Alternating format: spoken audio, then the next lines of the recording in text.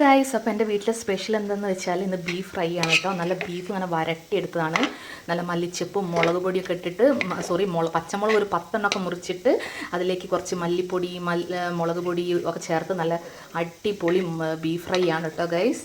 അപ്പോൾ നമുക്ക് നോക്കാം ടേസ്റ്റ് ഉണ്ടോ ഇല്ലേന്നൊക്കെ നമുക്ക് നോക്കാം. നമ്മൾ ഇത്തിരി ബീഫ് എടുത്തിട്ട് കാണാൻ തന്നെ നല്ല ഭംഗിയുണ്ട് കേട്ടോ ഗൈസ്. അപ്പോൾ ഇത്തിരി ബീഫ് എടുത്തിട്ട് നമ്മൾ ചോറിലേക്ക് ഇട്ടിട്ട് കഴിച്ച് നോക്കാം. ഓക്കെ, അപ്പോൾ ഗൈസ്, അപ്പോൾ നമ്മൾ നല്ല ബീഫ് ഫ്രൈ ഒക്കെ ഉണ്ടാക്കിയിട്ടുണ്ട്. ഞാനപ്പോൾ ചോറിൽ മിക്സ് ചെയ്ത് കഴിക്കാൻ പോവാണ്.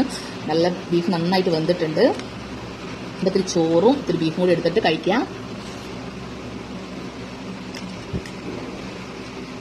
പൊളി ടേസ്റ്റാണ്. ഞാൻ പാറക്കുടിന്ന് കൊടുക്കട്ടെ. ഒരു വായും കൂടി ഞാൻ ഇടിച്ചിട്ട് പാറ കൊടുക്കാം.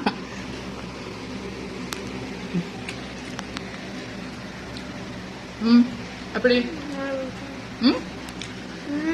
അടിപൊളി ടേസ്റ്റാണ് കേട്ടോ ഗൈസ്. പൊളി ടേസ്റ്റാണ്.